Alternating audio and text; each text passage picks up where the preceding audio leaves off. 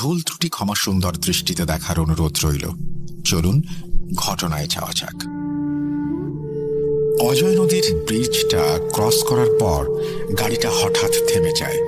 দেখা যায় সামনের বনেট থেকে ধোঁয়া বের হচ্ছে। গাড়িটা মাত্র কয়েকদিন আগেই সার্ভিসিং করানো হয়েছে। ইঞ্জিন একেবারেই চাঙ্গা, কিন্তু কি হলো কিছুই বোঝা যাচ্ছে না। শেষ প্রহরের আগেই তারাপীঠে পৌঁছাতে হবে। গাড়ি থেকে নামতেই অদ্ভুত দৃশ্যপট চোখের সামনে ভেসে ওঠে। যদিও ফেব্রুয়ারি শেষ, তবুও ভোরের দিকে হালকা ঠান্ডার সাথে কুয়াশা দেখা যায়। সেটাই স্বাভাবিক, কিন্তু এই মাঝরাতে হঠাৎ করে এত কুয়াশা কোথা থেকে এলো? কুয়াশা যে হঠাৎই এসেছে তা বলার কারণ, একটু আগে গাড়ির ভেতর থেকে গ্লাস দিয়ে পরিষ্কার দেখা যাচ্ছিল সামনের অংশটি। কালো পিচের রাস্তাটা ঝোপঝাড়ের বুক চিরে বোলপুরের দিকে এগিয়ে যাচ্ছে, কিন্তু গাড়ির বাইরে আসতেই 10 হাত দূর পর্যন্ত কিছুই দেখা যাচ্ছে না। গাড়ির হেডলাইটের আলোয় যা বোঝা যাচ্ছে, ধোঁয়াটে কুয়াশা সাদা চাদরের মতো ঘিরে রেখেছে গাড়িটাকে। কিছুই বুঝে ওঠার আগেই নজর যায় ব্রিজের নিচে ঝোপঝাড়ের দিকে। কোনো আলোর প্রতিফলন ছাড়াই কয়েক জোড়া সবুজ চোখ ধপ করে জ্বলে উঠল, সেই সঙ্গে বিকট আর্তনাদ। আর বুঝতে বাকি ছিল না অদৃশ্যে কোনো অপ্রাকৃতিক কেউ আশেপাশে আছে। হয়তো তারাপীঠে যেতে দিতে চাইছে না। তান্ত্রিকটিও ততক্ষণে গাড়ি থেকে নেমে এসেছে। ঘাড় ঘোরাতেই পরিস্থিতি স্বাভাবিক করে সে বলে ওঠে, এ তো দেখছি বড্ড সমস্যায় পড়া গেল। গাড়ি খারাপ, এখন যাব কি করে? রাত তখন গভীর, 1টা মতো বাজে। আর কয়েক কিলোমিটার পর বোলপুর টাউন। সেখানে অন্তত পৌঁছাতে পারলে কিছু একটা ব্যবস্থা করা যাবে। অগত্যা কি আর করা যায়, এক পা করে হাঁটা শুরু করলেন তারা।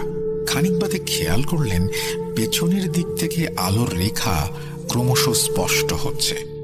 বোধহয় কোনো গাড়ি আসছে।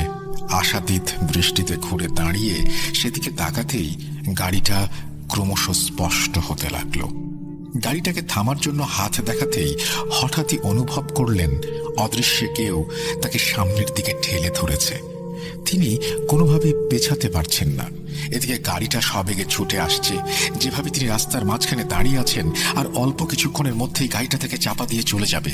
সাব্বির সাহায্যের জন্য তান্ত্রিককে ডাক দিতেই চমকে যান। কোথায় তান্ত্রিক? সেই মুহূর্তে নিশিরাতে ঘন কুয়াশার মাঝে কালো পিচের রাস্তার উপর তিনি একাই দাঁড়িয়ে আছেন।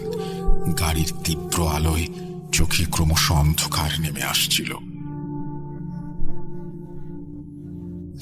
নমস্কার শ্রোতা বন্ধুরা, জানি আপনারা সবাই আল্লাহর রহমতে ভালো আছেন, সুস্থ আছেন। আমি পবিত্র ঈদুল আজহার শুভেচ্ছা জানিয়ে সুকান্ত মাইতি আজ আবারও যে মানুষটির ঘটনা শেয়ার করতে যাচ্ছি, তার নাম ও পূর্বের ঘটনা আমি, আপনি, আমাদের সবার স্মৃতির মণিকোঠায় জল করছে। জানি ভবিষ্যতেও করবে। তিনি আর কেউ নন, আমাদের সবার প্রিয় সাব্বিরজি। আজ 10 নম্বর ঘটনা শেয়ার করছি। সাব্বিরজি হয়তো এই পৃথিবীর মায়া ত্যাগ করে পরলোক গমন করেছেন, তবুও আমার কলমে ও রাসেল ভাই আপনার উপস্থাপনায় মানুষটি ভূত.কমে এবং আমাদের মনে চিরকাল অমর হয়ে থাকবেন ইনশাল্লাহ। আল্লাহ তাকে জান্নাত প্রদান করুন, আমিন। অনেকেই সাব্বিরজির ঘটনা দেওয়ার জন্য বারবার কমেন্টে অনুরোধ করেছিলেন, তাই আবারও ওনার ঘটনা নিয়ে ফিরে আসা। তাহলে এখন ঘটনায় যাওয়া যাক।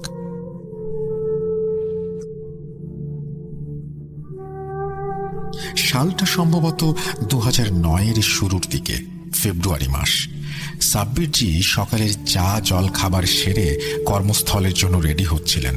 এমন সময় ফোনটা বেজে ওঠে। ফোন তুলে সালাম জানাতেই অপর প্রান্ত থেকে একটি পরিচিত নারী কণ্ঠস্বর উদ্বিগ্ন স্বরে সালামের প্রত্যুত্তর জানিয়ে বলে ওঠে, সাব্বির বাবা, আমরা ভীষণ বিপদের মধ্যে আছি। জিন ভূতের ব্যাপার কিনা বুঝতে পারছি না, কিন্তু ব্যাপারটা যে অলৌকিক অস্বাভাবিক তা টের পাচ্ছি। নানা রকম উদ্ভট ঘটনা ঘটছে। বাবা, যদি তুই একটু এসে দেখে যেতিস তাহলে ভালো হতো। আমি ফোনে সবকিছু খুলে বলতে পারছি না, তাড়াতাড়ি আয়। ঠিক আছে খালামণি, তুমি চিন্তা করো না, আমি কালই সকালে যাচ্ছি, সব ঠিক হয়ে যাবে ইনশাল্লাহ। এই বলে সাব্বিরজি ফোনটা রেখে দেন। পরদিন সকাল সকাল বেরিয়ে পড়েন খালামণির বাসার উদ্দেশ্যে। আচ্ছা, এখানে বলে রাখি, ইনি সাব্বিরজির বর্ধমানের সেই খালামণি 1998 সালে যার মেয়ের বিয়ের সময় ট্রেনে যাওয়ার দরুন শক্তিগড় স্টেশনে সেই ভয়ঙ্কর ভুঁইফোর পিশাচের সম্মুখীন হয়েছিলেন এবং 3 মাস পর ওনার মাদ্রাসার শিক্ষক পিতৃতুল্য রবিউল সাহেবের পরিবারকে ওই ভুঁইফোর পিশাচের হাত থেকে বাঁচানোর সময় রাতে যে খালামণির বাসায় ছিলেন, ইনি সাব্বিরজির সেই খালামণি। যাই হোক, ঘটনায় ফিরি। সাব্বিরজি একাই ড্রাইভ করে যাচ্ছিলেন। ভীষণ চিন্তাগ্রস্ত দেখাচ্ছিল তাকে। পথে শক্তিগড় ক্রস করার সময় ভুঁইফোর পিশাচের কথাটা মনে পড়ে যায় এবং সেই সঙ্গে রবিউল সাহেবের কথা। মনটা দুঃখে ভরে ওঠে। বেলা 10টা নাগাদ বর্ধমানে পৌঁছে যান। খালামণির বাড়ির সামনে রাস্তার ধারে গাড়িটা পার্ক করে রেলিংয়ে গেটটা খুলে পা বাড়াবেন, হঠাৎই মনে হলো বাড়ির দক্ষিণ সীমানায় আম গাছের আড়াল থেকে কেউ তার উপর নজর রাখছে। পাটা পিছিয়ে এনে পকেট থেকে তসবিটা বের করে আঙুলে পেঁচিয়ে ধরে সূরা পড়ে শরীর বন্ধ করে তারপর বাড়ির সীমানায় প্রবেশ করলেন। এতদিনে এই সমস্ত ইঙ্গিত তিনি ভালো বুঝে গেছেন। সামনে একটি ছোট্ট বারান্দা, তারপরে মেইন দরজা। প্রায় 5 বছর পর সাব্বিরজি এই বাড়িতে এলেন। শেষবার বছর 5 আগে ওনার খালুর ইন্তেকালের পর জানাজায় এসেছিলেন। বাড়িটা যে আগের জৌলুস দিনে দিনে হারাচ্ছে সে বিষয়ে কোনো সন্দেহ নেই। আনাচে কানাচে ছাদের কার্নিশে ছোট ছোট বট, অশ্বত্থ, আগাছার অনধিকার প্রবেশই তার প্রমাণ। খালামণি বারান্দাতেই ছিলেন। সাব্বিরজিকে দেখে হাসি মুখে সালাম জানিয়ে বারান্দা থেকে নেমে এসে আপ্যায়ন করবেন, এমন সময় কোত্থেকে একটি কাক তারস্বরে কাঁ কাঁ চিৎকার করতে করতে খালামণির ঠিক সামনে মাটিতে পড়ে ছটফট করতে করতে নিথর হয়ে যায়। সেই দৃশ্য দেখে খালামণি চিৎকার করে ভিমড়ি খেয়ে পড়ে যাচ্ছিলেন। সাব্বিরজি ছুটে গিয়ে তাকে ধরে ফেলেন।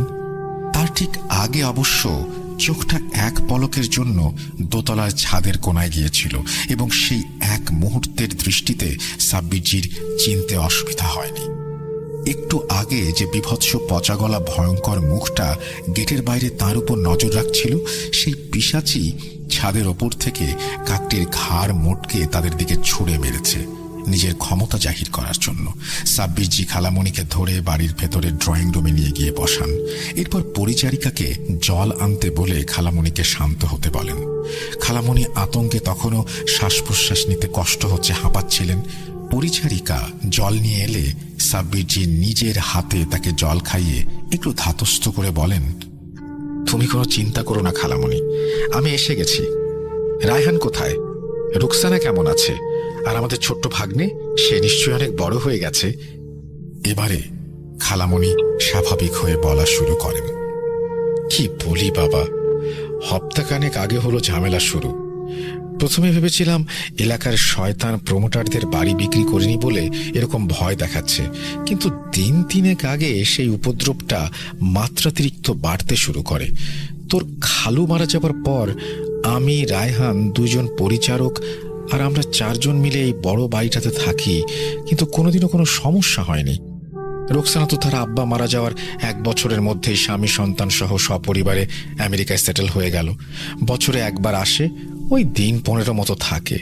ছেলেটা সবে ফার্স্ট ইয়ারে উঠেছে, ব্যবসাপত্র দেখে না, ম্যানেজার এসে হিসাবপত্র বুঝিয়ে দিয়ে যায়। প্রমোটাররা বছরখানেক হলো ঝামেলা করছে, এই বাড়িটা নানাভাবে কিনে নিতে চাইছে, যাতে ভেঙে নাকি নতুন ফ্ল্যাট তুলবে। তোর খালুর স্মৃতি হিসেবে আমি বাড়িটা দিতে চাইনি, এটা তাদের পৈতৃক বাড়ি। আমি বিয়ে হয়ে এই বাড়িতে এসেছিলাম।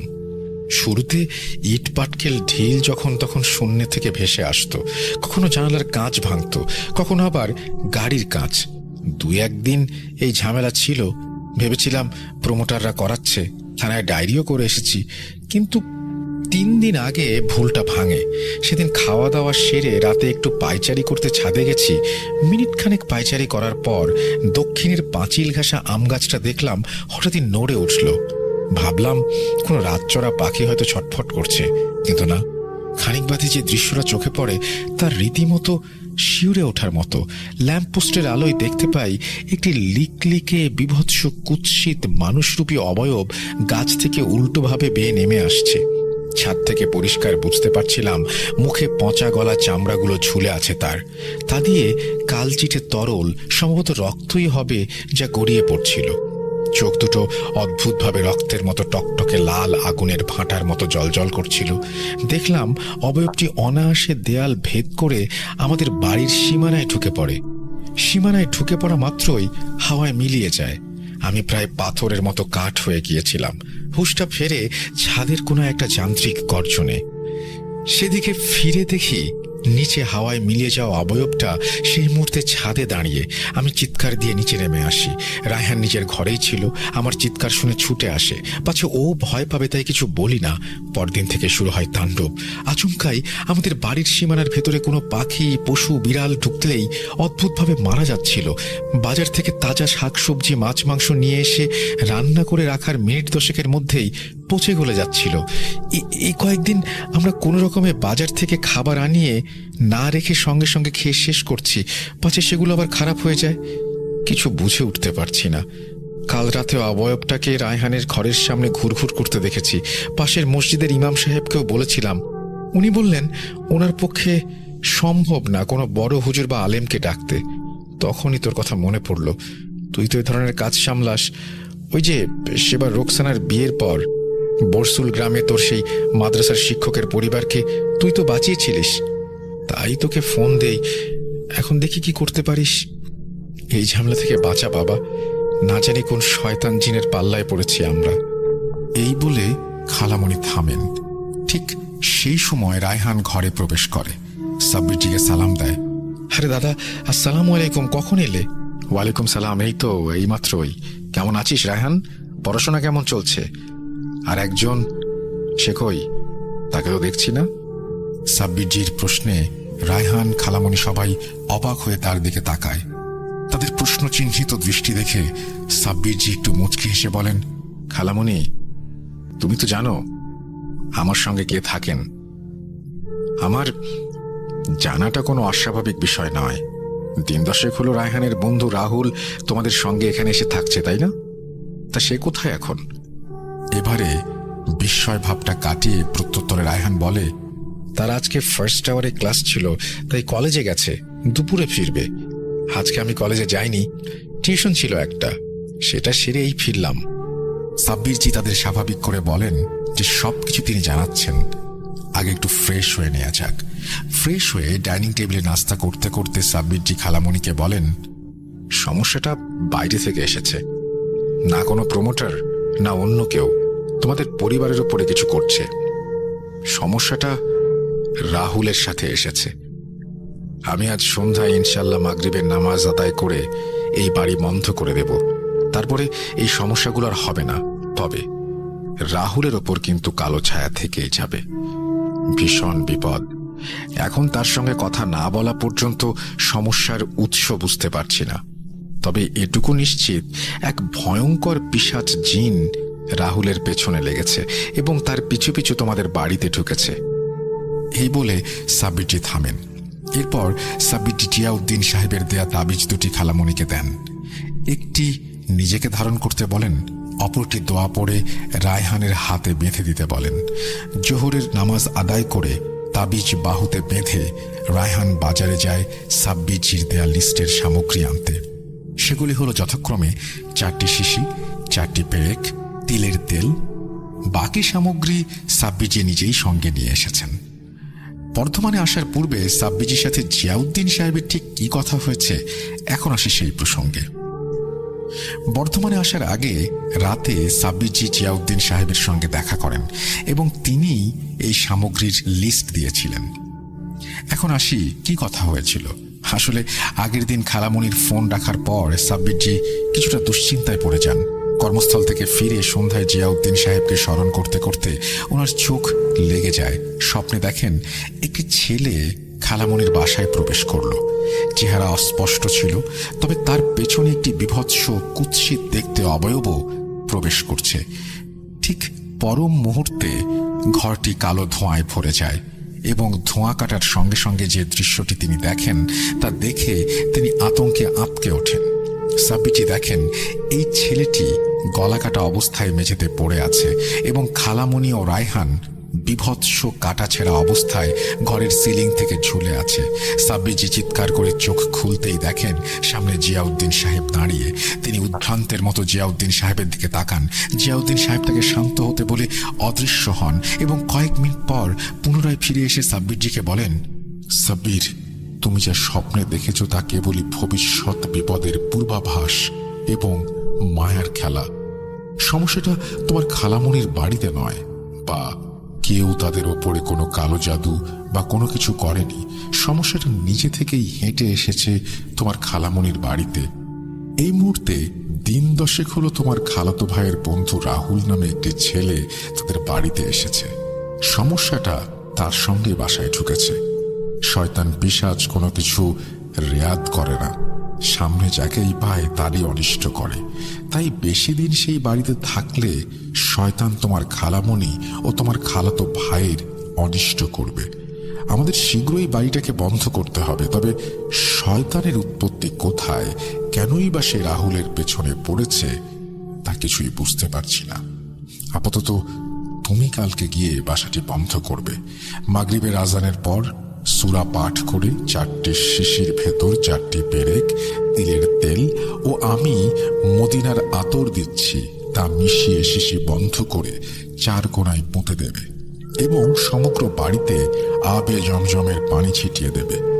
এছাড়া আমি 2টো তাবিজ দিচ্ছি যা তোমার খালামণি এবং খালাতো ভাইকে পড়তে বলো।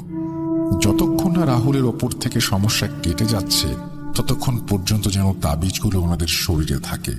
শয়তানটা যেহেতু একবার নজর দিয়েছে, তাই ওদের অনিষ্ট হওয়ার সম্ভাবনা আছে। তুমি আগামীকাল গিয়ে রাহুলের কাছ থেকে সমস্ত বিষয়টি জানার চেষ্টা করো।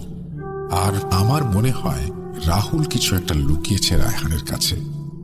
এই বলে জিয়াউদ্দিন সাহেব সালাম জানিয়ে অদৃশ্য হন। বেলা 1টা নাগাদ রায়হান সব জিনিসপত্র নিয়ে সাব্বিরজির হাতে দেয়। রাহুল তখনও আসেনি, ওর দুপুরে ফেরার কথা। তবে রাহুল আসার আগে সাব্বিরজি রায়হান ও খালামণিকে পরিষ্কারভাবে বুঝিয়ে দেন হুট করে রাহুলকে কোনো কিছু জিজ্ঞেস যেন না করে। উনি মাগরিবের পর বাড়ি বন্ধ করে তারপরে রাহুলকে নিয়ে বসবেন। যেহেতু শয়তানটা রাহুলের সঙ্গে এসেছে, তাই তাকে বাড়ি বন্ধ করার আগে জিজ্ঞেস করতে গেলে সে সজাগ হয়ে যাবে। আগেই বলেছি, সাব্বিরজির খালামণির বাড়িতে রান্না করা সম্ভব হচ্ছিল না। বাইরে থেকে খাবার আনিয়ে কোনো রকমে তারা খাচ্ছিল। 1:45 নাগাদ খালামণিদের এক পরিচিত হোটেল থেকে খাবার ডেলিভারি এলে রায়হান উঠে খাবার আনতে যাবে। সাব্বিরজি তাকে বাধা দিয়ে বলেন, তুই বস, আমি নিয়ে আসছি। আসলে উনি জানতেন শয়তানটা আশেপাশে আছে, খাবারটা হয়তো নষ্ট করতে পারে। সাব্বিরজি গিয়ে ডেলিভারির প্যাকেটটা নিয়ে ডাইনিংয়ে এনে রাখলেন। তারা সবাই রাহুলের জন্য অপেক্ষা করছিলেন। যথারীতি 2:15টায় রাহুল আসে। প্রথমে সাব্বিরজিকে দেখে কিছুটা অবাক হন, পরে রায়হান তাকে সমস্ত বিষয় বুঝিয়ে বলে। এরপর তারা একসঙ্গে মিলে খাবার খায়। খালামণি রায়হান দুজনে চাপা উত্তেজনার মধ্যে ছিল, সময় যেন গড়াতে চায় না। এরই মাঝে আরো বেশ কয়েক জোড়া পাখি ঝপঝপ করে আম পড়ার মতো উঠোনে মরে পড়েছে। পরিচারিকা ভয়ে ভয়ে সেগুলো সাফ করছে। সন্ধ্যা হয়। মাগরিবের নামাজ শেষ করে সাব্বিরজি যথারীতি পরিকল্পনা মাফিক আবে জমজমের পানি বাস্তুর চারিদিকে ছড়াতে যাবেন।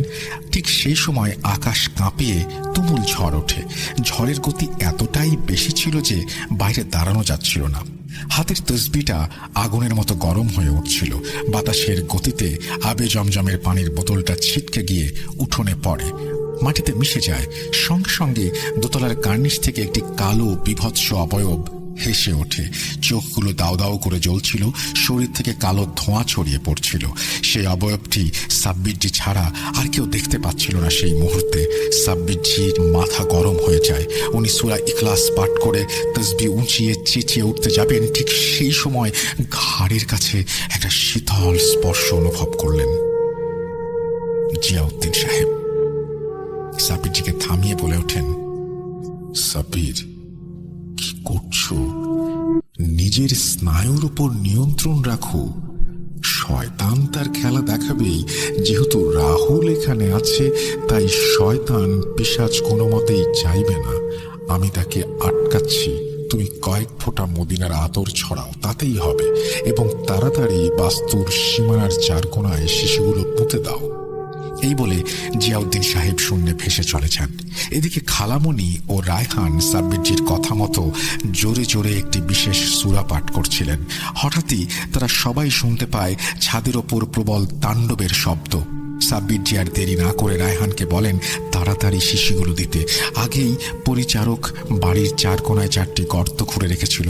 সাব্বিরজি সূরা পাঠ করতে করতে শিশিগুলো এক এক করে 4টি গর্তে পোঁতা মাত্রই ঝড়টা থেমে যায়। এখানে একটা কথা বলতে ভুলে গেছি। সাব্বিরজি বলেছিলেন ঝড়টা নাকি সেই মুহূর্তে শুধু বাস্তুর ভেতরেই হচ্ছিল। ল্যাম্পপোস্টের আলোয় বোঝা যাচ্ছিল বাইরে একটা পাতাও নড়েনি। ঝড় থেমে যেতে সাব্বিরজি, খালামণি, রায়হান ও রাহুল সবাইকে ভেতরে যেতে বলেন। উনি একটু বাদেই যাচ্ছেন। ওনারা ভেতরে যেতে জিয়াউদ্দিন সাহেব আসেন। ওনাকে বিধ্বস্ত দেখাচ্ছিল। উনি মানুষের মতো হাঁপাতে হাঁপাতে বলে ওঠেন, সাব্বির, এটি কোনো সাধারণ পিশাচ নয়। হিন্দু ধর্মের কোনো কবিরাজ বা তান্ত্রিকের অনেক বছরের সাধনার ফল। এত সহজ হবে না এর সঙ্গে মোকাবেলা করা। আপাতত শয়তানটা এখান থেকে গেছে, কিন্তু আমি তাকে নিঃশেষ করতে পারিনি। আমিও ঠিক মতো পেরে উঠতে পারছিলাম না। আমি আমার জগতে যাচ্ছি, আরো কিছু বিষয় বুঝতে হবে। তুমি ততক্ষণে রাহুলের কাছ থেকে সমস্ত বিষয়টা শোনো। কিছু একটা আছে যেটা রাহুলই বলতে পারবে, সেখান থেকে হয়তো আমরা কোনো রাস্তা পাবো। এই বলে জিয়াউদ্দিন সাহেব বিদায় নেন। সাব্বিরজি বাড়ির ভেতর প্রবেশ করতেই দেখেন খালামণি, রায়হান, রাহুল 3 জনের ড্রয়িং রুমে বসে আছে। সাব্বিরজি তাদেরকে আশ্বস্ত করে বলেন যে শয়তানটা এই ভিটা ছেড়ে চলে গেছে, কিন্তু রাহুলের ওপর বিপদ কাটেনি। সেই শুনে রাহুল চমকে ওঠে এবং উদ্ভ্রান্তের মতো প্রশ্ন করে, মানে কি, আমার ওপর কেন শয়তানের ছায়া থাকবে? আমি তো এখানে আসার পর এসব দেখছি। রাহুলের কথা শুনে খালামণি, রায়হান বিস্ময়ে রাহুলের দিকে তাকাচ্ছিল। বোঝা যাচ্ছিল রাহুলের চোখ মুখে ভয় ও কিছু একটা লুকানোর আভাস। সাব্বিরজি রাহুলকে শান্ত হতে বলেন এবং ধীরে ধীরে বিষয়টা খুলে বলেন যে শয়তান তার পেছনে এসেছিল। কিছু একটা তাদের পরিবারের মধ্যে ঘটেছে যেটা রাহুল লুকিয়ে যাচ্ছে।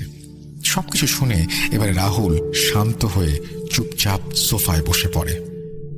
রাহুল ধীর স্বরে বলতে শুরু করে, কোনো শয়তান পিশাচের হাত আছে কিনা বলতে পারবো না, তবে লাস্ট 6 মাস ধরে কিছু জিনিস আমাদের পরিবারের মধ্যে ঘটে চলেছে যা খুবই দুঃখজনক এবং ভয়ঙ্কর।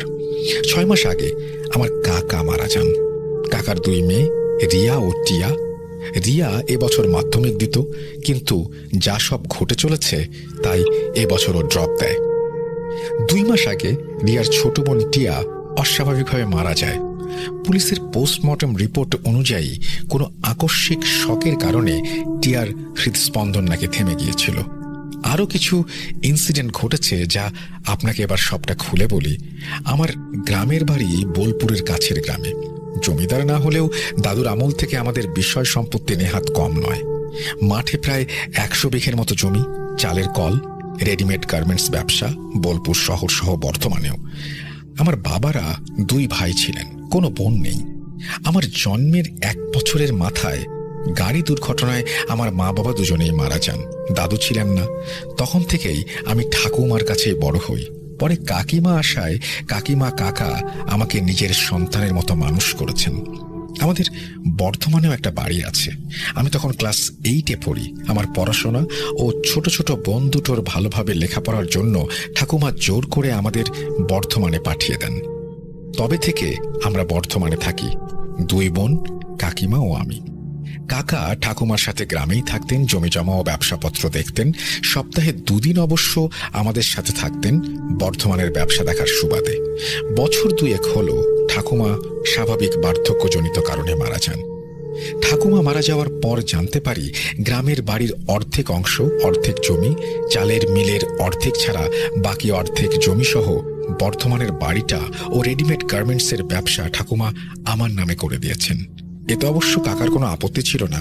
তারা তো আমাকে নিজের ছেলের মতোই মানুষ করেছেন, আর তাদের নিজেদের কোনো ছেলেও ছিল না। ঠাকুমা মারা যাওয়ার পরেও কাকা গ্রামের বাড়িতেই থাকতেন। স্বাভাবিক নিয়মে সপ্তাহে 2 দিন 1 দিন বর্ধমানে এসে থাকতেন। সবকিছু ঠিকঠাক যাচ্ছিল। মাস 6 আগে অঘটনটা ঘটে। সেবার দুই বোনকে নিয়ে কাকিমা বিশ্বকর্মা পুজোর হপ্তাখানেক আগেই গ্রামের বাড়ি চলে যান। এখানে বলে রাখি, আমাদের গ্রামের বাড়িতে বিশ্বকর্মা পূজা থেকে মায়ের আগমনের ঘণ্টা বেজে যেত। ঠাকুর বানানোর শিল্পী সেদিন থেকেই মা দুর্গার প্রতিমা বানানো শুরু করত। কিছু কিছু আত্মীয় তো বিশ্বকর্মা পুজো থেকে আমাদের বাড়িতে থাকা শুরু করে দিত। সেই লক্ষ্মী পুজোর পর তাদের পা উঠত। বেশ ঘটা করে আমাদের গ্রামের বাড়িতে দুর্গাপূজা হয়। আমি সেবার কাকিমাদের সাথে যাইনি, কারণ আমার কিছু কোচিং ক্লাস ছিল। সবকিছু শেষ করে বিশ্বকর্মা পুজোর দিন যাব বলে ঠিক করি, কিন্তু এবছর কোনো পুজোই হয়নি। জীবনটা আমাদের পুরো বদলে গেছে। যাই হোক, সেদিন আমি সকাল সকাল বেরিয়ে যাই। বেলা 10টা নাগাদ যতক্ষণে গ্রামে পৌঁছাই ততক্ষণে যাওয়ার সময় খেয়াল করলাম, যতই বাড়ির কাছাকাছি যাচ্ছি ততই লোকজনের ভিড় বাড়ছে। দুই একজন পাড়া প্রতিবেশী আমাকে দেখে কান্নার স্বরে বলে উঠল, গাড়ি কি এসেছে? আমি হতবাক হয়ে যাই। কিসের গাড়ি? এরা সবাই কাঁদছে কেন? আর আমার বাড়ির সামনেই এত ভিড় কেন? বাড়ির গেটের কাছে আসার সাথে সাথেই পাড়ার একজন কাকা কাঁদতে কাঁদতে জিজ্ঞেস করে, গাড়ি এখনো পৌঁছয়নি? তুমি কি গাড়ির সঙ্গে এলে? বুকের ভেতরটা ঢিপ ঢিপ করছিল। আমি কিছুই বুঝতে পারছিলাম না। কিসের গাড়ির কথা বলছে সবাই? আর কোথা থেকেই বা আসবে গাড়ি? গেটে ঢুকতেই সব সন্দেহ দূর হয়ে যায়। দেখি পাড়ার জেঠিমা ঠাকুমারা কাকিমার কাছে বসে মাথায় জল দিচ্ছে। বিশ্বকর্মা পুজো হওয়ার কথা ছিল, কিন্তু কোথায় পুজো? বাড়িটা মৃত্যুপুরীতে পরিণত হয়েছে। একজন কাকিমার শাখা পলা ভাঙতে ব্যস্ত, তার মানে কাকা নেই। কি হলো কিছুই বুঝতে পারছিলাম না, কাউকে জিজ্ঞেস করতেও পারছিলাম না। গলা শুকিয়ে আসছিল। ঠিক সেই সময় একটা অ্যাম্বুলেন্স আসে লাশ নিয়ে। পাড়ার একজন জেঠুর মুখ থেকে জানতে পারি, কাকা নাকি গলায় দড়ি দিয়ে আত্মহত্যা করেছে। কিন্তু কিছুতেই বুঝে উঠতে পারছিলাম না কি এমন কারণ যার কারণে কাকা আত্মহত্যা করতে যাবে। কাকিমার সঙ্গে তো ভীষণ ভালো সম্পর্ক, আমাদের পরিবারে তো কোনো অশান্তি ছিল না। তাহলে কি এমন ঘটল? এই সব প্রশ্ন মাথায় ঘুরপাক খাচ্ছিল। অ্যাম্বুলেন্স থেকে বডি নামানোর সময় শিউরে উঠি। মানে কি বলবো, কাকার মুখের দিকে তাকানোই যাচ্ছিল না। একটা মানুষ রাতে মারা গেছে, বেলা 10টা 10:30 নাগাদ। বডি কি করে এতটা পচে গলে যেতে পারে? শুধু আমিই না, যারাই দেখেছে তারাই ভয় পেয়েছে। দুই একজন ভয়ে অজ্ঞান পর্যন্ত হয়ে গিয়েছিল।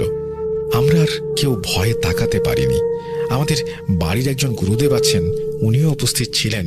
উনি লাশ দেখে হায় ঈশ্বর বলে চেঁচিয়ে ওঠেন এবং বিধান দেন তাড়াতাড়ি অন্ত্যেষ্টিক্রিয়া শেষ করে ঘাট কাজ শেষ করতে। যেহেতু আমার সকালে আসার কথা, তাই গুরুদেবই বারণ করেছিলেন রাতে আমাকে না জানাতে।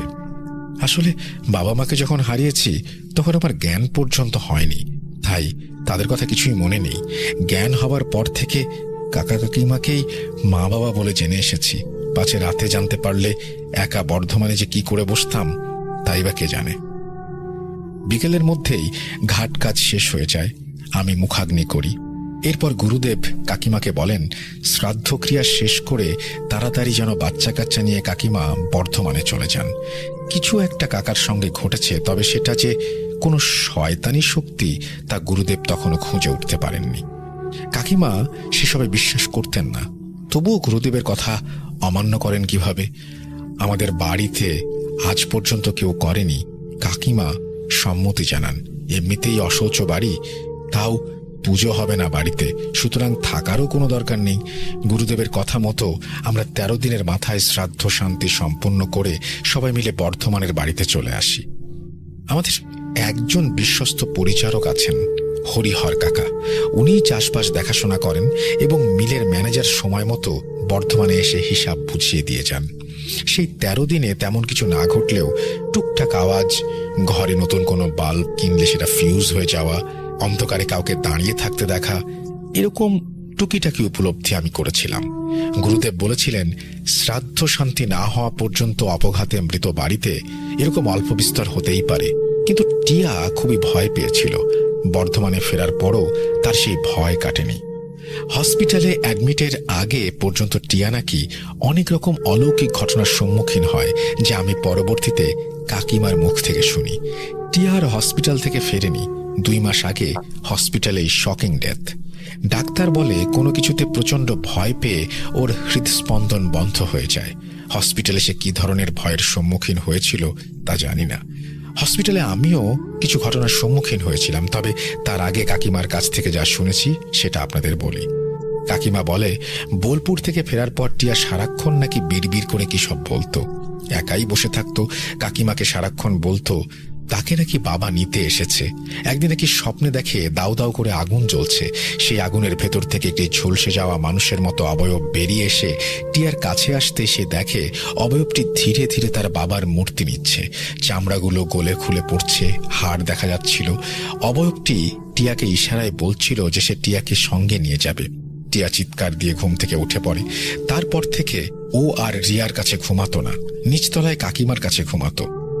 দোতলায় 3টি রুমের মধ্যে একটিতে আমি ঘুমাতাম। একদিন পড়াশোনা শেষ করে শুতে একটু দেরি হয়ে গিয়েছিল। রাত তখন প্রায় 1:15টার মতো বাজে। হঠাৎই নিচতলায় সিঁড়ির থেকে হাসির শব্দ ভেসে আসে, যেন কোনো বাচ্চা হাসছে। এত রাতে কে হাসছে? বাচ্চা বলতে তো শুধু এই টিয়া এই বাড়িতে। এত রাতে টিয়া সিঁড়িতে কি করছে এই ভেবে তড়িঘড়ি করে উঠে ঘর থেকে বেরিয়ে সবে সিঁড়িতে পা রাখবো, নজর যায় সিঁড়ির নিচে। দেখি টিয়া কারোর সঙ্গে কথা বলছে, কিন্তু অপর পাশে কে ঠিক বুঝে উঠতে পারছিলাম না। টিয়া কাউকে বারবার মানা করছে যাবে না। পাশের দেওয়ালে সিঁড়ির লাইটের সুইচ ছিল, আলোটা জ্বালতেই একটি অঘটন ঘটে যায়। আমি স্পষ্ট দেখেছি কেউ আচমকাই হ্যাচকা টান মারে টিয়াকে। টিয়া গড়িয়ে সিঁড়ি থেকে নিচতলায় গিয়ে পড়ে। আমি চিৎকার করে সঙ্গে সঙ্গে পরিচারক, রিয়া, কাকিমাকে ডাক দিতে যাব এবং সেই জন্য দৌড়ে নিচে নামি। আমার চিৎকারে তারাও বেরিয়ে আসে। নিচে গিয়ে দেখি টিয়া অজ্ঞান হয়ে মেঝেতে পড়ে আছে, মাথা ফেটে গেছে, ওর চোট লেগেছে। সঙ্গে সঙ্গে সেই রাতে আমরা টিয়াকে হাসপাতালে নিয়ে যাই। রাতটুকু অবজারভেশনে রেখে ভোর ভোর টিয়ার অপারেশন হয়। অদ্ভুতভাবে 2টো পাই ভেঙে গিয়েছিল। ওটুকু সিঁড়ি থেকে পড়লে কিভাবে 2টো পা ভাঙে জানি না। মাথাও ফেটে গিয়েছিল, সেখানে 6টা স্টিচ পড়ে। কাকিমা ভীষণ কান্নাকাটি করছিলেন। হাসপাতালের ব্যাপার, তাই সারাদিন কাকিমা থাকলেও রাতে কাকিমাকে বাড়িতে পাঠিয়ে দেই। আশ্বস্ত করে বলি আমি থাকবো রাতে। সেই মতো আমি রাতে হসপিটালে থাকি এবং পারমিশন নিয়ে করিডোরে একটা বেঞ্চে বসে থাকি। রাত তখন কটা খেয়াল নেই, আন্দাজ 2:15-2:30 হবে। হঠাৎই 3 তলা থেকে বিকট চিৎকারের শব্দ পাই। আমরা 4 তলায় ছিলাম। গভীর রাত, হসপিটাল পুরো নিস্তব্ধ, কিন্তু কার চিৎকার ভেসে আসতে পারে? মনের অজান্তেই কৌতূহলী হয়ে এক পা করে সিঁড়ি দিয়ে নেমে নিচ তলায় যাই, অর্থাৎ 3 তলায়। দেখি দূরে কোণার কাছে লাইটটা অদ্ভুতভাবে দপদপ করছে। দেখলাম একটি খালি স্ট্রেচার নিচ থেকেই নড়ছে, এগুচ্ছে, পিছুচ্ছে। বুক ঢিপ ঢিপ করলেও বুকের সাহস সঞ্চয় করে কেন জানি না এগিয়ে গিয়েছিলাম। গিয়ে কোনার রুমের জানালা দিয়ে যে দৃশ্যটা দেখি তা দেখার জন্য আমি মোটেও প্রস্তুত ছিলাম না। দেখি রুমটা ফাঁকা, কিছু নেই। কিন্তু মুহূর্তের মধ্যে জানালার পর্দা ভেদ করে একটি পর্দা ঘরে ঢুকে আসে। আমি পাথরের মতো কাঠ হয়ে সবকিছু দেখছিলাম। পর্দাটা আস্তে আস্তে একটা পচা গলা বিভৎস ভয়ঙ্কর রূপ নেয়। সেই রূপটা আমার চেনা, আর এক ঝলক আমি কয়েক মাস আগে দেখেছিলাম। সেটা ছিল কাকার পচা গলা মূর্তি। আমি আতঙ্কে চিৎকার দিয়ে কোনো রকমে দৌড়ানোর চেষ্টা করেছিলাম, কিন্তু দৌড়াতে পারছিলাম না। অদৃশ্যে কেউ যেন আমাকে টেনে ধরেছিল। চিৎকার করে কখন যে জ্ঞান হারাই আমার মনে নেই। জ্ঞান ফিরতেই দেখি সিকিউরিটি ডাকছে। সিকিউরিটি জানায় আমাকে নাকি সকাল থেকে গোটা হাসপাতালে খুঁজে বেরিয়েছে। সে সেই পরিত্যক্ত করিডোরে পড়ে থাকতে দেখেছে। হাসপাতালের সেই অংশটা নাকি রেনোভেশনের জন্য বন্ধ, তাই এদিকে কেউ খুব একটা আসে না। সত্যি চোখ খুলে যখন দেখি চারিদিকে নানা রকম কাজের আসবাবপত্র পড়ে আছে, কিন্তু রাতে এখানে সবকিছু পরিষ্কার স্বাভাবিক ছিল। সিকিউরিটি বলে আপনি তাড়াতাড়ি ওপরে যান, সব শেষ হয়ে গেছে। কি শেষ হয়ে গেছে? আমি উদ্ভ্রান্তের মতো সিকিউরিটিকে জিজ্ঞেস করতে করতে ছুটে যাই ওপরে। দেখি কাকিমা রিয়া কান্নাকাটি করছে। রিয়ার মামাও ছিলেন। তিনি বললেন যে সব শেষ, টিয়া আর নেই। আমি টিয়ার মুখের দিকে তাকাতে পারছিলাম না। মুখটা হাঁ হয়ে আছে, চোখগুলো বড় বড় করে বেরিয়ে আছে, যেন ঠিকরে বেরিয়ে আসবে। শরীরটা কাঠ হয়ে গেছে। ডাক্তার বললেন ঠিক বুঝতে পারছি না, তবে মনে হচ্ছে কোনো কিছু দেখে প্রচন্ড ভয় পেয়েছে, শক খেয়ে হঠাৎ ওর হার্টটা বন্ধ হয়ে মৃত্যু ঘটেছে। আমার মুখ থেকেও সমস্ত ঘটনা শুনে কাকিমা ভীষণ ভয় পায়। আমরা সেদিনই গুরুদেবকে ফোন করি। বডি আর গ্রামের বাড়ি নিয়ে যাওয়া হয় না, বর্ধমানেই দাহ সংস্কার করি। শ্রাদ্ধ শান্তির কয়েকদিন পর এবারে রিয়া মাঝে মাঝে সেই ভয়ঙ্কর অবয়ব দেখা শুরু করে। রিয়া জানায়, একদিন স্কুল থেকে ফেরার সময় গেটের সামনে চাদর মুড়ি দিয়ে একজন লোক এসে ফট করে রিয়ার হাতটা ধরে ফেলে। রিয়া চিৎকার দিতেই চাদরটা সরে যায় মুখ থেকে, এবং তার বর্ণনা অনুযায়ী সেই বিভৎস পচাগলা মুখটি নাকি অবিকল তার বাবার মতো। আমরা সঙ্গে সঙ্গে গুরুদেবকে জানাই। গুরুদেব তখনও ঠিক বুঝে উঠতে পারছিলেন না সমস্যাটি কোথা থেকে হচ্ছে। উনি সেই দিন রাতেই আমাদের বাসায় আসেন, কিছু যজ্ঞ হোম শান্তি করেন এবং কাকিমাকে বলেন, দেখো মা, এই ভয়ঙ্কর পিশাচ শক্তিকে কেউ জাগ্রত করেছে, কিন্তু কে, কিসের জন্য, তা আমি এখনো বুঝে উঠতে পারছি না। ভালো হয় তোমরা এই বাড়িটা যদি ছেড়ে দাও, আমি কবজ করে দিচ্ছি। এটা ধারণ করে রেখো, তাহলে অন্তত শয়তানটা তোমাদের কাছে আসতে পারবে না। কিন্তু এই বাড়িটা যেহেতু তোমাদের বংশের সঙ্গে যুক্ত এবং আমি এখনো সমস্যার গোড়া ঠিক খুঁজে উঠতে পারিনি, তাই এখানে থাকাটা রিস্ক হয়ে যাবে। কটোয়ায় তোমার বাপের বাড়ি চলে যাও, রাহুল কলেজের হোস্টেলে শিফট হয়ে যাবে যতদিন না সমস্যা মেটে। সেই মতো কাকিমা রিয়াকে নিয়ে কাটোয়া চলে যান এবং আমি কলেজের হোস্টেলে শিফট হয়ে যাই। সামনে পরীক্ষা, পড়াশোনা হোস্টেলে থাকলে ঠিকমতো হয়ে ওঠে না, তাই রায়হান একরকম জোর করে তাদের বাড়িতে নিয়ে আসে। বিশ্বাস করুন দাদা, আমি জানতাম না যে পিশাচ আমার পিছু পিছু এই বাড়িতে এসে উঠবে। হোস্টেলে যেহেতু অনেক মানুষের ভিড়, তাই হয়তো সেখানে আসেনি বা আমি টের পাইনি। তবে মাঝে মধ্যে চাদর মুড়ি দেয়া একটা মানুষ দেখতাম, কিন্তু তখন অতটা গুরুত্ব দেয়নি। কাকিমা রিয়া কটোয়াতে মোটামুটি সুস্থ ছিল, সেখানে আর কোনো সমস্যা হয়নি দেখে আমিও এসব কিছু ভুলে গিয়েছিলাম। এখানে আসার পর প্রথম আন্টি ভেবেছিল প্রমোটাররা হয়তো ডিস্টার্ব করছে, আমিও তাই ভাবি। তারপর থেকে খাবার দাবার নষ্ট হয়ে যাওয়া শুরু হয়, মরা পশু পাখি উঠোনে পড়তে শুরু করে। আমার কেমন জানি ভয় হচ্ছিল, কিন্তু সেই শয়তান যে আমার পিছু পিছু এখানে এসেছে এটা ধারণা করতে পারিনি। আসলে দিনের শেষে রায়হান অন্য ধর্মের, আমি অন্য ধর্মের, তাই হয়তো ভেবেছিলাম যে এখানে কিছু হবে না। আর খাবার নষ্ট হওয়া, মরা পশু পাখি পড়া, এগুলোই প্রথমেই দেখেছিলাম। এর আগে আমাদের বাড়িতে এরকম কিছু হয়নি। এরপর যা হয়েছে বাকিটা তো আপনি জানেন। এই বলে রাহুল থামে। সাব্বিরজি রাহুলকে আশ্বস্ত করেন, বলেন, ইনশাল্লাহ আল্লাহ চাইলে সবকিছু ঠিক হয়ে যাবে। শয়তানটা কখনো জয়ী হয় না, সাময়িক শক্তি দেখালেও কখনো পেরে উঠতে পারে না। সে তোমার ধর্মেই হোক বা আমার ধর্মেই হোক, শয়তান শয়তানি। তুমি কোনো চিন্তা করো না, আমি কালই তোমাদের বর্ধমানের বাড়িতে একবার যেতে চাই। এরপর রাহুল, রায়হান শুতে চলে যায়। সাব্বিরজিও খালামণিকে আশ্বস্ত করে গেস্ট রুমে চলে যান। হঠাৎই কনকনে ঠান্ডা হাওয়ায় সাব্বিরজি চমকে উঠে দেখেন গাড়িটা সবেগে ছুটে চলেছে ঘন জঙ্গল মাঠঘাটের বুক চিরে। পাশে একজন তান্ত্রিক গোছের মানুষ বসে, উনি ইশারায় সাব্বিরজিকে রাস্তা দেখিয়ে চলেছেন। সাব্বিরজি নিজেই গাড়ি চালাচ্ছিলেন। তিনি অবাক হয়ে দেখছিলেন, মাঝে মাঝে তান্ত্রিকটা তার দিকে তাকিয়ে গম্ভীর স্বরে বলছে, আমাদের ভোররাত্রির মধ্যেই তারাপীঠে পৌঁছাতে হবে, তবেই রাহুলের পরিবারকে বাঁচানো যাবে। দেরি করো না, গাড়ি ছোটাও সাব্বির। সাব্বিরজি কেমন যেন কিছু বলতে গিয়েও বলতে পারলেন না। গাড়ি যেন আপনা হতেই ছুটে চলেছে। খানিক বাদে তান্ত্রিক জানায় যে আর অল্প কিছুক্ষণের মধ্যেই বোলপুর আসবে। অজয় নদীর ব্রিজটা ক্রস করার পর গাড়িটা হঠাৎই থেমে যায়। সাব্বিরজি দেখেন সামনের বনেট থেকে ধোঁয়া বের হচ্ছে। কিন্তু এমন কেন ঘটলো? গাড়ি তো বেশ চাঙ্গাই ছিল, রিসেন্টলি সার্ভিসিং করানো হয়েছে। সাব্বিরজি মনে মনে বলে উঠলেন। গাড়ি থেকে নেমে বনেট খুলতেই বোঝা গেল গাড়ির ইঞ্জিন কোনোভাবে খারাপ হয়ে গেছে। বোলপুর আসতে এখনো কয়েক কিলোমিটার বাকি, সেখানে পৌঁছালে হয়তো কোনো গাড়ির ব্যবস্থা করা যাবে। এই বলে তারা বোলপুরের দিকে পা বাড়াবেন, ঠিক সেই সময় লক্ষ্য করলেন একটি গাড়ি পেছনের দিক থেকে আসছে। সাব্বিরজি গাড়িটি থামাতে হাত বাড়ান। এমন সময় উপলব্ধি করলেন তান্ত্রিক হঠাৎই তাকে পেছন থেকে ঠেলে ধরেছে, আর একটু হলেই গাড়িটা চাপা দিত। সাব্বিরজি প্রাণপণে নিজেকে ছাড়াতে চেষ্টা করছিলেন, কিন্তু পারলেন না। শ্বাস প্রশ্বাস ক্রমশ রোধ হয়ে আসছিল। ঠিক সেই সময় পকেটে তসবিটা গরম হতে থাকে, সেই সঙ্গে পেছনে হুটুপুটির শব্দ, তারপর শীতল একটা স্পর্শ। মুহূর্তের মধ্যে শান্তি ফিরে আসে, ঘুমটা ভেঙে যায়। দেখেন সামনে জিয়াউদ্দিন সাহেব দাঁড়িয়ে। সাব্বিরজি কিছু বলে ওঠার আগেই তিনি বলেন, সাব্বির, এই শয়তান হিন্দু ধর্মের এক শক্তিশালী পিশাচ, যার ক্ষমতা সম্পর্কে আমাদের কোনো ধারণা নেই। সে তোমাকে বিভ্রান্ত করতে তার মায়া খেলা দেখানো শুরু করেছে। স্বপ্নের মধ্যে তোমাকে ক্ষতি করার চেষ্টা করছে। আল্লাহর রহমতে তুমি বেঁচে গেছো। চলো এখন উজু করে আসি, ফজরের নামাজ আদায় করো। ইনশাল্লাহ সকালে তুমি রাহুলের বাড়িতে যাবে। দেখো কি হয়, চিন্তা করো না, একটা কিছু ব্যবস্থা হবে। এরপর ওনারা দুজন অজু করে ফজরের নামাজ আদায় করেন।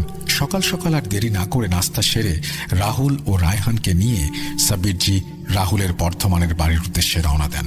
পথে যাওয়ার সময় রাহুলের হাতেও রায়হানের মতো একটি তাবিজ বেঁধে দেন, যেটা সকালে জিয়াউদ্দিন সাহেব দিয়ে গিয়েছিলেন। মিনিট 20 মধ্যেই তারা রাহুলের বাড়িতে পৌঁছে যান।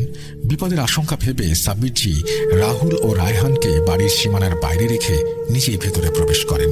পরিচারক এসে আগেই তালা খুলে গিয়েছিল।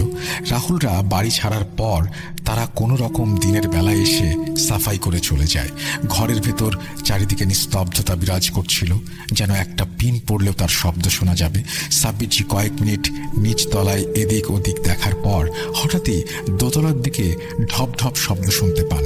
তিনি পরিষ্কার জানতেন এই বাড়িতে কেউ নেই। তাহলে শব্দ করছে কে? ড্রয়িং রুমের ভেতর থেকে গোল করে সিঁড়িটা ওপরে উঠে গেছে। দোতলার করিডরের দিকে তাকাতেই মনে হলো কেউ যেন সরে গেল। ওপরে যেতেই মুহূর্তের জন্য সাব্বিরজি ঘাবড়ে যান। দোতলার মেঝেতে ছড়িয়ে ছিটিয়ে রক্তের ছোপ ছোপ দাগ, যেন একটি বাচ্চা ছেলে রক্ত মাখা পায়ে দৌড়াদৌড়ি করেছে। তিনি জানতেন শয়তান তার মায়া খেলা দেখানো শুরু করেছে। সঙ্গে সঙ্গে তসবিটা আঙুলে জড়িয়ে নেন। জিয়াউদ্দিন সাহেবের কথা মতো একটি বিশেষ সূরা পাঠ করে এক পা করে করিডোরে এগোনোর সময় হঠাৎই ফুসফুস করে কারুর আওয়াজ শুনতে পেলেন। মনে হচ্ছে কেউ কথা বলছে। সেদিকে অনুসরণ করে তাকাতেই আচমকাই দেয়ালের 3টি ফটো ফ্রেম নিচে থেকেই নিচে পড়ে চুরমার হয়ে যায়।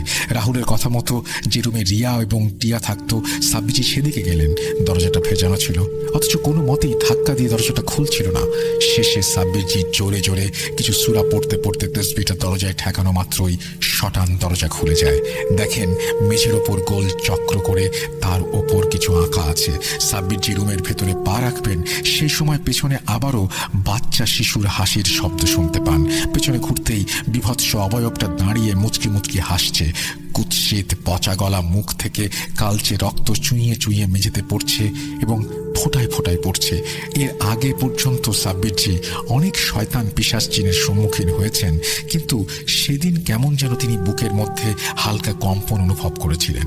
শরীরটা অবশ হয়ে আসছিল। সাব্বিরজি দেয়াল ধরে পাশের একটি চেয়ারে বসে পড়েন। তসবিটি গুটিয়ে কোনো রকমের সূরা পড়ে শয়তানটার দিকে উঁচিয়ে ধরতেই মুহূর্তের জন্য অবয়বটা অদৃশ্য হয়ে যায়। কিন্তু সাব্বিরজি মুহূর্তে চেয়ার ছেড়ে উঠতে পারছিলেন না। আল্লাহর নাম নিয়ে মুমূর্ষ অবস্থায় কিছুক্ষণ বসে থাকলেন। খানিক বাদে করিডোরে কিছু মানুষের কথোপকথন শুনে চোখ মিলে শিউরে ওঠেন সাব্বিরজি। তিনি বুঝতে পারছিলেন যা কিছু সামনে ঘটছে তার সবই মায়ার খেলা, তবুও সেই ভয়ঙ্কর দৃশ্য দেখার মতো নয়। সাব্বিরজি দেখেন একে একে রাহুল, একজন মহিলা, একজন কিশোরী, সম্ভবত রাহুলের কাকিমা ও বোন রিয়া একসঙ্গে গলায় ফাঁস লাগিয়ে ঝুলে পড়ল। সাব্বিরজি চিৎকার করতে গিয়েও চিৎকার করতে পারছিলেন না। ঠিক সেই সময় জিয়াউদ্দিন সাহেব পেছন থেকে ধীর স্বরে তাকে ডেকে টেনে সোজা নিচে নিয়ে আসেন এবং সঙ্গে সঙ্গে তারা সেই বাড়ি থেকে বেরিয়ে আসেন। বেরোনোর সময় জিয়াউদ্দিন সাহেব বলেন, শয়তানটা তোমাকে বশ করার চেষ্টা করছিল। আমি বুঝে উঠতে পারছি না এই শক্তিকে কিভাবে দমন করা যাবে। তবে যারা বা যে এই শক্তিকে পাঠিয়েছে তারা রাহুলের বংশকে নির্বংশ করতে চায়। এর ক্ষমতা অপরিসীম। এক্ষুনি এখান থেকে চলে যাও, রাতে কথা হবে। সাব্বিরজিকে বিধ্বস্ত অবস্থায় বাইরে বেরিয়ে আসতে দেখে রাহুল রায়হান চিন্তায় পড়ে যায়। কি হয়েছে জানতে চাইলে, ও কিছু না বলে সাব্বিরজি তাদেরকে নিয়ে খালামণির বাড়ির উদ্দেশ্যে রওনা দেন। রাহুলের বাড়ি থেকে চলে আসার সময় সাব্বিরজি একবার ঘাড় ঘুরিয়ে পেছন দিকে তাকিয়েছিলেন। তিনি দেখেন শয়তানটা বারান্দায় দাঁড়িয়ে হাসছে। পাড়ার গলিটা পেরিয়ে ডান দিকে মেইন রাস্তায় উঠবেন, ঠিক সেই সময় হাত 25 দূরে কেউ যেন রাহুলকে ডাক দিল। হাত 20-25 দূরে হলেও জটাধারী লোকটিকে সাব্বিরজির কেমন যেন চেনা চেনা মনে হচ্ছিল। কোথায় যেন তিনি দেখেছেন, কিন্তু ঠিক বুঝে ওঠার আগেই রাহুল বলে, ওনাদের গুরুদেব। কাছে গিয়ে পরিচয় করাতে সাব্বিরজি চমকে ওঠেন। মনে পড়ে যায় তিনি বলতে যাবেন, তার আগে গম্ভীর স্বরে সেই গুরুদেব বলে ওঠেন, এখন না, আমি রাহুলকে নিয়ে মন্দিরে যাচ্ছি, বিকেলে আপনাদের বাড়ি গিয়ে কথা হবে। আরো কিছু বলার আগেই রাশভারী লোকটা রাহুলের হাত ধরে ওখান থেকে নিয়ে চলে যায়। রাহুলও কিছু বলতে পারে না। সাব্বিরজির কেমন একটা অস্বস্তি হচ্ছিল। জিয়াউদ্দিন সাহেব ঠিক করে সমস্যাটা সামলাতে পারছেন না। কি করে এই সমস্যার সমাধান হবে তিনি নিজেও বুঝতে পারছিলেন না। উল্টো দিকে হাঁটতে হাঁটতে মনে হলো সাব্বিরজি একবার ঘুরে রাহুলের দিকে তাকাবেন, এবং সেটা তিনি করতেই দেখেন ওই বয়স্ক গুরুদেবও সেই মুহূর্তে তার দিকে ঘাড় ঘুরিয়ে তাকিয়েছে। সেই চাহনিতে কেমন একটা অস্বস্তি ছিল। রাস্তায় তেমন কিছু কথা হয়নি রায়হানের সঙ্গে। তারা বাড়ি ফিরে আসেন। দুপুরে খাওয়া দাওয়া শেষ করে সাব্বিরজি পায়চারি করছিলেন।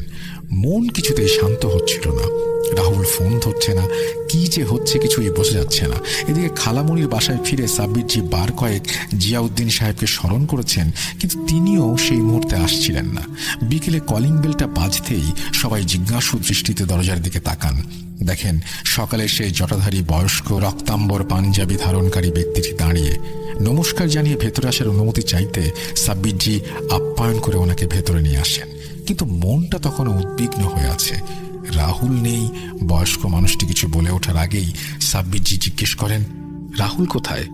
প্রশ্ন শুনে জটাধারী আচার্য মশাই কৌতূহলী ও উদ্বিগ্ন স্বরে বলে ওঠেন, সে কি, রাহুল তো আমাকে বিকেলে এই বাড়িতেই আসতে বলেছিল, সেই মতো ঠিকানাও দিয়েছিল।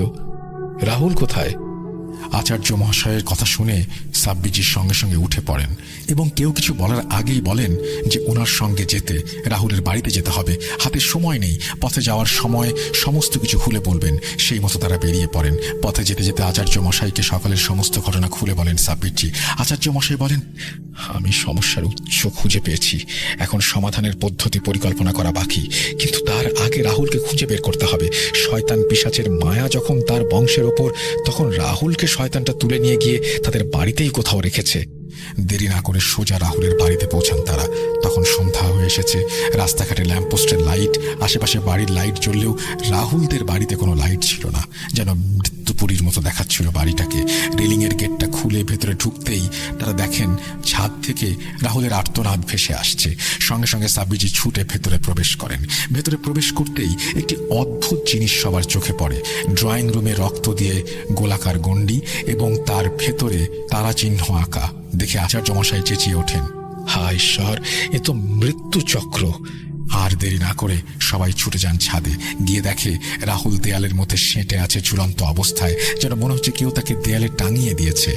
ওরা ছাদে পৌঁছানোর সাথে সাথেই সাব্বিরজি মদিরার আতর তার উপর ছিটিয়ে দেন। সঙ্গে সঙ্গে রাহুল সকালের সেই ফটো ফ্রেমের মতোই দেয়াল থেকে খসে পড়ে মেঝেতে, এবং তার ভেতর থেকে একটি কালো ধোঁয়ার মতো কিছু একটা মিলিয়ে যায় অন্ধকারে। আচার্য মশাই সমানে মন্ত্র পড়ে যাচ্ছিলেন। এরপর রাহুলকে ধরাধরি করে সবাই খালামণির বাড়ি নিয়ে আসে। রাত 9:15 নাগাদ রাহুলের জ্ঞান ফেরে। জ্ঞান ফিরতে রাহুল আতঙ্কে কাঁপতে কাঁপতে বলে, গুরুদেব, আমাকে ডেকে নিয়ে বাড়ির সীমানায় ঢোকার পর আমার আর কিছু মনে ছিল না। জ্ঞান ফিরতে দেখি আমি শূন্যে দেয়ালে ঝুলে আছি। কাকারূপী পচা গলা অবয়বটা বিদঘুটে টাইপের হাসি দিচ্ছিল আর বলে বেড়াচ্ছিল, আজ নাকি আমার শেষ দিন। আমি সেটা শুনে আর্তনাদ করে উঠি। তারপর তোমরা উপরে আসো। সাব্বিরজি শুনে চিন্তায় পড়ে যান। কি করে সুরাহা করবেন কিছুই বুঝে উঠতে পারছিলেন না। সেই সময় রাহুলের গুরুদেব আচার্য মশাই বলেন, এই শয়তানকে পাঠিয়েছে তা আমি বের করতে পেরেছি, সে বিষয়ে পরে বলছি। এখন এই শয়তানটাকে কিভাবে শেষ করব সেটা ভাবা দরকার। সমস্যা হয়ে দাঁড়িয়েছে, এই শয়তানটাকে পাঠিয়েছে বা যার নির্দেশে এই শয়তানটি এসেছে তারা আর এই পৃথিবীতে নেই। তাই শয়তানটাকে মুক্ত করা বা সেই মৃত্যুগণ্ডির ফাঁদ থেকে মুক্ত করার পদ্ধতিও বেশ জটিল। আমাকে তারাপীঠ গিয়ে একটি বিশেষ যজ্ঞানুষ্ঠান করতে হবে। তবে আমি একা পেরে উঠতে পারবো না। সাব্বির, আপনাকেও এই বিষয়ে আমাকে সাহায্য করতে হবে। ততক্ষণে আর এক দফা চা সরবরাহ করা হয়ে গেছে। চায়ে চুমুক দিয়ে সাব্বিরজি আচার্য মশাইকে গত রাতের স্বপ্নের কথা বলতে যাবেন, তার আগে আচার্য মশাই বলে উঠলেন, দেখুন সাব্বির, পরমেশ্বর এক ও অদ্বৈতম। তিনি আপনার মহান আল্লাহ, আমার ঈশ্বর। আপনি যেরকম তার উপাসনা করেন, আমিও দীর্ঘ 50 বছর ধরে উপাসনায় আছি। সেই সুবাদে ওনার কৃপায় আমি কিছু ক্ষমতার অধিকারী হয়েছি, যার জন্য আমি জানি আপনি গত রাতে ঠিক কি স্বপ্ন দেখেছেন, শয়তানটা আপনাকে কি দেখিয়েছে। আর আমি এও জানি আপনার সঙ্গে একজন পাক ফেরেশতা সবসময় থাকেন। আপনার সাথে দেখা করার পর আমি তা উপলব্ধি করতে পেরেছিলাম। এই কার্যকলাপ সম্পন্ন করতে আপনাদের সাহায্য আবশ্যক। আপনাকে বিভ্রান্ত করতে সেই স্বপ্ন দেখিয়েছিল পিশাচ। আপনার মতিভ্রম ঘটাতে সে আমার প্রতিচ্ছবিকে বিরূপভাবে আপনার সামনে প্রস্তুত করেছিল, যাতে একটা ভুল ধারণার সৃষ্টি হয়। আগামীকাল অমাবস্যা, কাল রাতে আমরা তারাপীঠে একটি বিশেষ যজ্ঞানুষ্ঠান করব। আপনি রাহুলের সাথে আমার সঙ্গে সেখানে উপস্থিত থাকবেন, কেননা আপনি না থাকলে আমার পক্ষে সেই শয়তানকে যজ্ঞের কাছে টেনে আনা সম্ভব হবে না। আর আপনার সাথে যে পাক ফেরেশতা আছেন তাকে অনুরোধ করবেন কটোয়ার রাহুলের কাকিমা ও বোনকে যেন সুরক্ষিত রাখেন। শয়তানটা আপ্রাণ চেষ্টা করবে শেষ খেলা খেলতে, আর সেটা কোনো মতে খেলতে দেয়া যাবে না। ও হ্যাঁ, আর একটু ঘুরপথেই তারাপীঠ যাব। যে পথ আপনি স্বপ্নে দেখেছেন সেই পথে যাওয়াটা সুবিধাজনক হবে না, তাই আমরা দুপুর দুপুর এখান থেকে বেরিয়ে পড়ব। এই বলে আচার্য মশাই থামেন। রাতে তার শোবার ব্যবস্থা খালামনির বাড়িতেই করার কথা ছিল। রাতে সবাই ঘুমিয়ে পড়লে সাব্বিরজি তখনও ঘুমাননি। চিন্তাগ্রস্তভাবে কাউচে বসেছিলেন। সন্ধ্যা থেকে অনেকবার চেষ্টা করেছেন জিয়াউদ্দিন সাহেবকে স্মরণ করার, কিন্তু তিনি কিছুতেই আসেননি। সাব্বিরজি উঠে বারান্দায় ইতস্ততভাবে পায়চারি করছিলেন। ঠিক সেই সময় জিয়াউদ্দিন সাহেব হাজির হন এবং গম্ভীর স্বরে বলেন, আচার্য মশাই যা বলেছেন তার সবই ঠিক। যে বা যারা এই শয়তানকে জাগ্রত করেছে তারা নিজেরাই এই পৃথিবীতে নেই। তাই শয়তানকে থামানোর জন্য পদ্ধতিটা খুবই কষ্টকর। সেই জন্যই আমি কোনো সুরাহা খুঁজে পাচ্ছিলাম না। যেহেতু এই শয়তান পিশাচ বিধর্মী, তাই আমারও সঠিক পদ্ধতি জানা ছিল না। আচার্য মশাই যা বলেছেন আমাদের সেভাবেই অগ্রসর হওয়া দরকার। রাহুলের কাকিমা ও তার মেয়েকে আমার জিনের দল পাহারা দিয়ে সুরক্ষিত রাখবে। তোমার খালামনির বাসাতেও আমার একদল জিন থাকবে পাহারায়। তাতে এদিকেও কোনো সমস্যার সৃষ্টি যেন না হয় সে ব্যাপারটাও ঠিক থাকবে। আচার্য মশাই যখন যজ্ঞে বসবেন তুমি সেই এলাকার চারিদিকে থেকো এবং কোনোভাবেই রাহুলের হাতটা ছাড়বে না। যজ্ঞের সময় হয়তো শয়তানটা কোনো রকমে রাহুলকে টানার চেষ্টা করতে পারে, আমিও থাকবো সেখানে। এই বলে জিয়াউদ্দিন সাহেব চলে যান। পরদিন সকালে যথারীতি সবাই প্রস্তুত হন। রায়হান যেতে চাইছিল, কিন্তু সাব্বিরজি তাকে মানা করেন, খালামনির সাথে থাকতে বলেন। আচার্য মশাই রাহুল ও সাব্বিরজি বারান্দায় আসতে দেখে জিয়াউদ্দিন সাহেব এবং তার দল বল হাজির। একদল খালামনির বাসায় পাহারা থাকবে। আমরা আগেই বলেছি কে কোথায় থাকবে। আচার্য মশাই জিয়াউদ্দিন সাহেব বা তার শাগরেদদের স্বচক্ষে দেখতে না পেলেও তার ভাষ্যমতে উনি বেশ কয়েকটি আলোর বিন্দু অনুভব করেছিলেন। উনি সাব্বিরজিকে বলেন, সাব্বির, আপনার সঙ্গে থাকা সেই জিনটিকে আমার পক্ষ থেকে ধন্যবাদ এবং শ্রদ্ধা জানাবেন। চলুন বেরোনো যাক। আচার্য মশাই বলেছিলেন বোলপুর হয়ে যাওয়াটা সমস্যার হতে পারে, তাই কাটোয়ার রাস্তা দিয়ে খাড় গ্রাম হয়ে তারাপীঠের দিকে যাওয়ার সিদ্ধান্ত নেন। রাস্তাঘাটের অবস্থা খুব একটা ভালো নয়। সুন্দরপুর পৌঁছাতে বেলা 2টোর মতো বেজে যায়। আচার্য মশাই বেশ দুশ্চিন্তায় পড়ে গিয়েছিলেন। সন্ধ্যার মধ্যে তারাপীঠ পৌঁছাতে না পারলে শেষ প্রহরের আগে পুজো শেষ করা যাবে না। তাই সুন্দরপুরেই একটা ধাবাতে তাড়াতাড়ি দুপুরের খাবার খেয়ে নিয়ে আবার বেরিয়ে পড়েন। আচার্য মশাই কিছু খেলেন না। আসলে যজ্ঞে বসার জন্য তিনি নির্জলা উপবাসে ছিলেন।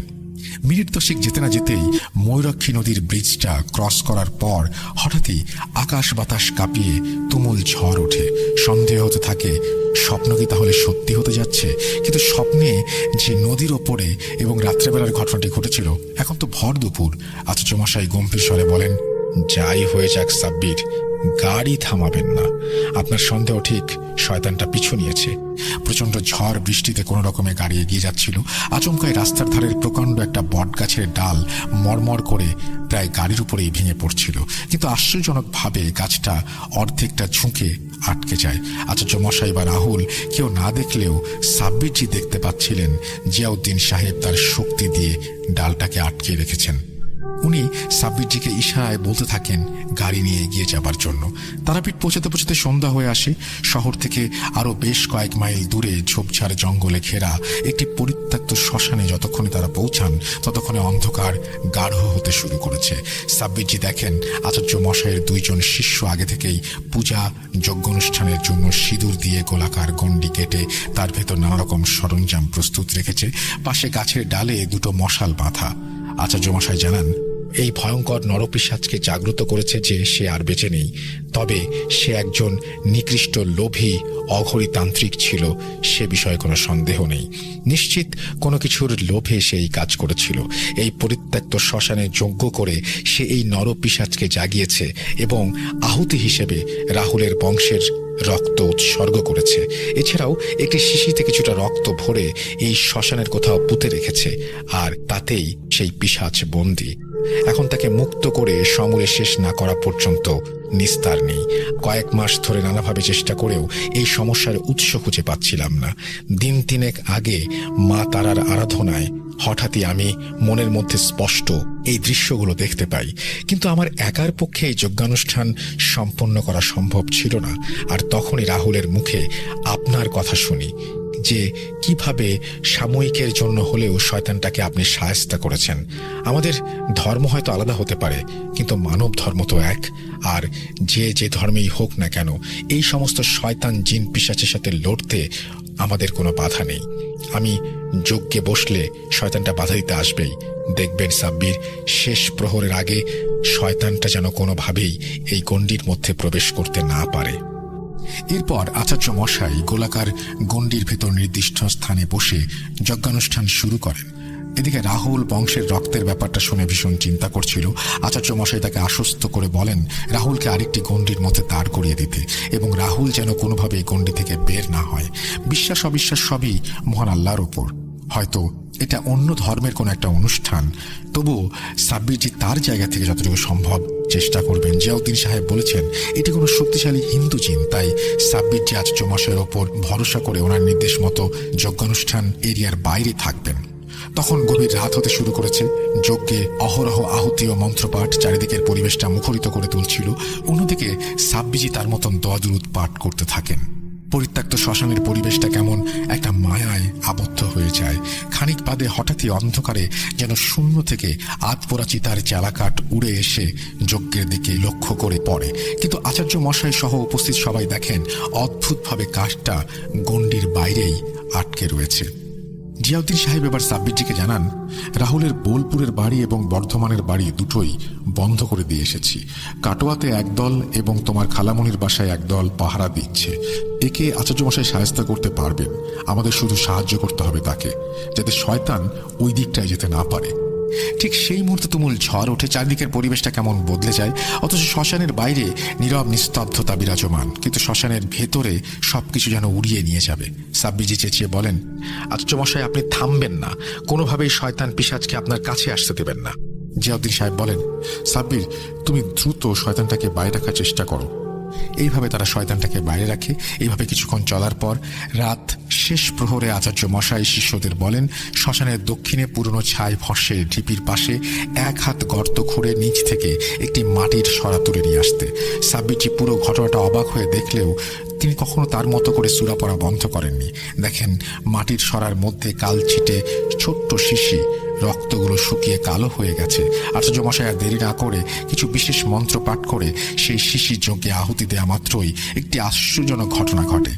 চালাকাঠ সহ আশেপাশের পরিবেশ তোলপাড় করে সেই ঝড় ঘুরতে ঘুরতে এসে যজ্ঞের মধ্যে মিলিয়ে যায়। সঙ্গে সঙ্গে আগুন নিভে যায় এবং একটা গর্জন ধীরে ধীরে কুণ্ডের ভেতরে বিলীন হয়ে যায়। ঠিক সেই সময় দূরে কোনো মসজিদ থেকে ফজরের আজানের ধ্বনি ভেসে আসে। সাব্বিরজি এবং জিয়াউদ্দিন সাহেব একসাথে বলে ওঠেন আলহামদুলিল্লাহ, শয়তানটা নিশ্চিহ্ন হয়েছে। বয়স্ক মানুষ সারা রাত একভাবে বসে থাকার কারণে উঠতে পারছিলেন না আচার্য মশাই। শিষ্যরা এসে তাকে ধরে তোলে। ঈশ্বরের নাম নিয়ে তিনি বলেন শয়তানটা ভস্ম হয়েছে। এদিকে সাব্বিরজি আচার্য মশাইকে গিয়ে বলেন যে জিয়াউদ্দিন সাহেব বোলপুরের এবং বর্ধমানের বাড়ি বন্ধ করে দিয়েছেন, ভবিষ্যতে আর কোনো সমস্যা হবে না ইনশাল্লাহ। এরপর আচার্য মশাইয়ের কাছে অনুমতি চেয়ে পাশের পুকুর থেকে উঁচু করে সাব্বিরজি ও জিয়াউদ্দিন সাহেব ফজরের নামাজ আদায় করেন। নামাজ আদায় করে এসে তারা যতক্ষণে গাড়ি স্টার্ট দিলেন ততক্ষণে পূবের আকাশ রক্তিমাভায় পরিপূর্ণ। পথে আসতে আসতে আচার্য মশাই বলেন, নিকৃষ্ট কালো জাদুর মাধ্যমে বোতলে বন্দি করে এই শয়তান বেতাল পিশাচকে প্রেরণ করেছিল রাহুলেরই আপন কাকা। আসলে 2 বছর আগে যখন সম্পত্তির একতরফা অংশ রাহুলের কাছে চলে যায় তখন ওর কাকা রাগে ফেটে পড়ে এবং সম্পূর্ণ সম্পত্তি নিজে ভোগ করার লালসায় একজন অঘরী তান্ত্রিকের সাহায্য নিয়ে এই নিকৃষ্ট বোতল পিশাচটাকে রাহুলের বিরুদ্ধে প্রেরণ করে। কিন্তু শর্ত মাফিক সময় মতো কোনো 5 বছরের বাচ্চা শিশুকে বলি দিতে পারেনি বলে সেই পিশাচ উল্টে খেপে গিয়ে রাহুলের কাকার ওপর আক্রমণ চালায়। তারপর সেই অবয়ব টিয়াকে ভয় দেখিয়ে শেষ করে এবং পরে রিয়াকেও শেষ করার চেষ্টা করেছিল, কিন্তু সফল হয়নি। শয়তানটা একে একে রাহুলের বংশকে নির্বংশ করে দিতে চাইছিল, কিন্তু সাব্বির, আপনি এবং আপনার সঙ্গী সময় মতো এদের সাহায্য করার ফলে ঈশ্বরের কৃপায় সমস্ত বিষয়টা আমরা জানতে পারি। আপনাদের সাহায্যে আজ এই শয়তানকে শেষ করতে পেরেছি। এখন রাহুলের ওপরে আর কোনো খারাপ নজর নেই। এই বলে আচার্য মশাই থামলে সাব্বিরজি বলেন, শয়তান যতই তার মায়া প্রভাব বিস্তার করুক না কেন, মহান আল্লাহর কৃপায় একদিন তা সমূলে নির্মল হবেই। এরপর বর্ধমানে পৌঁছে খালামণিকে সমস্ত ঘটনা খুলে বলেন সাব্বিরজি। সবার কাছ থেকে বিদায় নিয়ে রাহুল ও আচার্য মশাই রাহুলদের বর্ধমানের বাড়িতে চলে যায়। রাত্রিটা সেখানে থেকে সাব্বিরজি পরের দিন কলকাতায় ফিরে আসেন। এই ছিল ঘটনা। এখন বিশ্বাস করা বা না করা বন্ধুদের সম্পূর্ণ ব্যক্তিগত অভিমত। আজ এই পর্যন্তই। ভালো থাকুন, সুস্থ থাকুন, ভূত.com শুনতে থাকুন। আল্লাহ হাফিজ, এই বলে সুকান্ত মাইতি তার ঘটনা শেষ করেছেন। থ্যাংক ইউ ভেরি মাচ আপনাকে সুকান্ত মাইতি। অনেক লম্বা একটা ঘটনা দিয়েছেন আপনি ঈদ উপলক্ষে, এবং আশা করছি যারা শুনছেন তাদেরও ভালো লেগেছে। ঈদ মোবারক আপনাদের সবাইকে আরও একবার। যে যেখান থেকে শুনছেন আশা করছি প্রথম থেকে শেষ পর্যন্ত উপভোগ করেছেন আজকের ঘটনা। আমরা আশা করব যে এইভাবেই ভূত.com-এর সাথে প্রতিটা ঈদ শুধু নয়, প্রতিটা দিন আপনাদের চমৎকার কাটবে। ভয়ের রাজ্যে হারিয়ে যাবেন আপনারা। অনেকক্ষণ সময় নিয়েছি, আপনাদের আর সময় নিতে চাই না। আমরা চেয়েছিলাম এবার ঈদে স্পেশাল কিছু উপহার দিতে, সেই অনুযায়ী আমাদের বিশেষ পরিকল্পনার কথা অলরেডি আপনারা জেনে গেছেন। আমাদের আজকের মতো বিদায় নিতে হবে। কথা হবে আবারও অন্য কোনো এপিসোডে। সেই পর্যন্ত সবাই ভালো থাকবেন, সুস্থ থাকবেন। মোস্ট ইম্পর্টেন্টলি ভূত.com-এর সাথে থাকবেন। আমাদেরকে ইমেল করবেন, ইমেল করতে ভুলবেন না। আমাদের ইমেল অ্যাড্রেস হচ্ছে russell.booth.com@gmail.com। আপনার নাম, ঠিকানা এবং ফোন নাম্বার জানিয়ে দিতে হবে। আর সেই সাথে rjrussellbooth.com ইউটিউব চ্যানেলটি সাবস্ক্রাইব করতে হবে। বিদায় নিচ্ছি আজকের মতো। ঈদ মোবারক। আল্লাহ হাফেজ।